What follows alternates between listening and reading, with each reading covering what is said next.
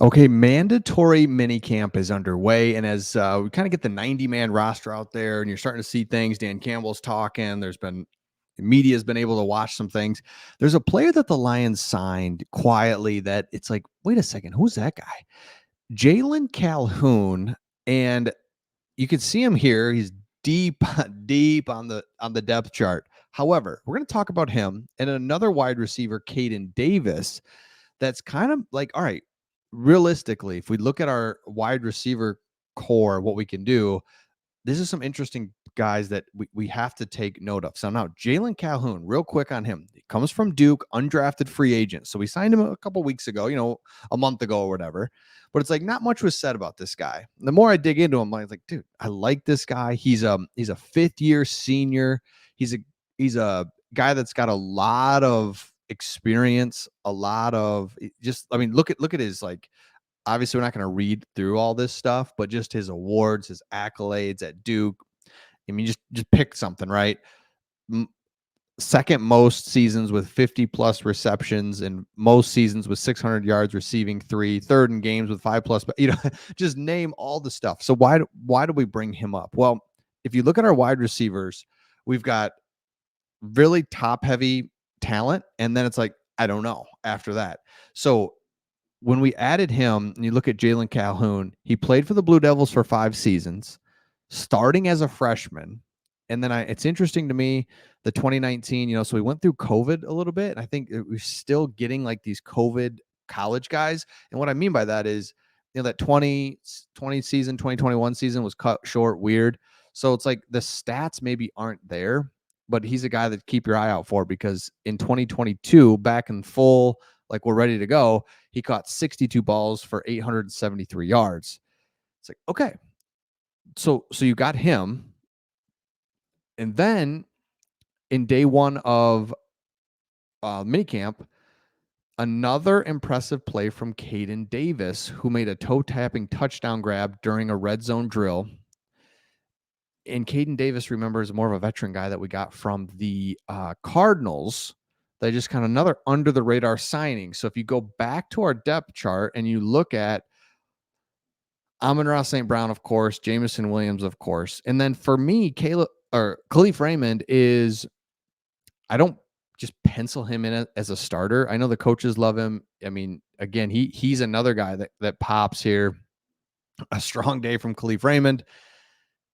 Is he your like lineup every down receiver? I maybe he is, but to me, that's not really what the role is for him. He's more of a specialty guy. They've got plays for him. He comes in, he's great on special teams, he's consistent, he knows what to do.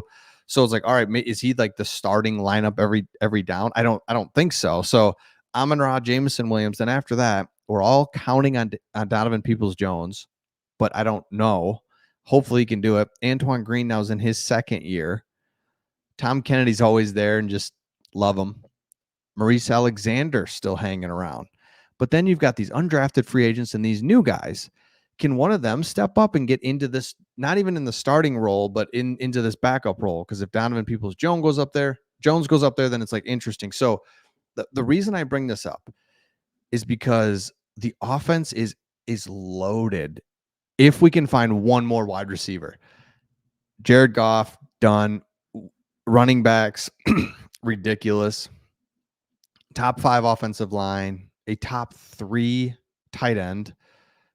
I mean, it just is like it's crazy. So a top 3 wide receiver, a just absolute wild card here. We know he's going to be good. Like Jameson Williams, there's not enough debate on it. What's he going to be? No, he's good. He's really good. But like, how good is he going to be? So then you've got Khalif Raymond's that perfect glue guy, comes in when you need him, but there's just like, we're missing one guy. We're straight up missing the Josh Reynolds type role. Is that Donovan Peoples-Jones, or is somebody going to have to step up from outside of here? That's going to be the question. Now, with that being said, we go back into here, a couple of really key updates. We talked about this a little bit on, I think, yesterday's video, but here's a couple other things. You got Vakis continuing to shine as a receiver. Love it. Love that. So again, go back here. Just a loaded, you got Vaki just sitting here. I mean, So the running back room is just really loaded. And here's what I wanted to get to when we talk about wide receiver. Just so we don't take it for granted, St. Brown remains the focal point of the offense and a dominant player. He scored touchdowns on back-to-back red zone drills. In the first, he perfectly found the soft spot in the zone between Campbell and Anzalone for the score. On the second, he was wide open after miscommunications between Melifonwu and Carlton Davis. St. Brown is unbelievable. And the best part about St. Brown is just a month ago, it's like, wow, okay, I don't know, man. We just paid him. He's the highest paid wide receiver in football. It's crazy. And then bang, he's now like the fifth highest paid. And he's like way underpaid Justin Jefferson, below Justin Jefferson. I wish I had a graphic. Be better if I had a graphic. I don't. But my point is, in the Lions front office, everybody knows what they're doing. And then you got a really good player in Amon-Ra St. Brown. You've got talent all over the place. So we're one receiver away. So Jalon Calhoun, undrafted free agent. It's a long shot, but he's got a ton of experience. He's done it. He's fast. He's 5'11", so he's not overly big, but he's big enough type of guy.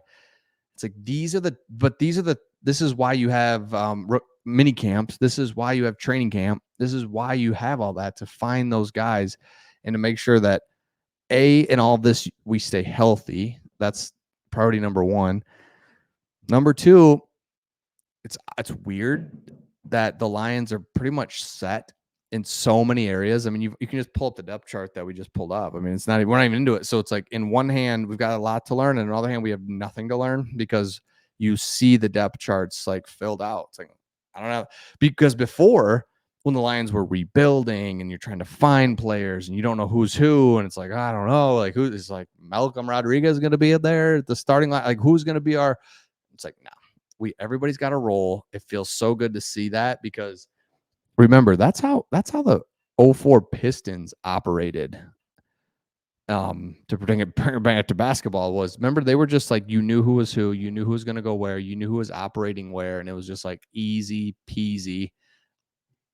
Love it. So let me know your thoughts in the comments. If you're new to the channel, we talk all about the Lions here. So make sure you subscribe to the channel. And if you've watched a few videos by now, would love if you would subscribe to the channel. We are over 20,000 subs, and we're really loving that. And we're looking to do some things here this summer. Kind of a slower time here as mini camp wraps up. So we're looking at some live shows, some giveaways, some just having some fun over the next couple months. So let me know your thoughts in the comments, and we'll see all of you on the next one.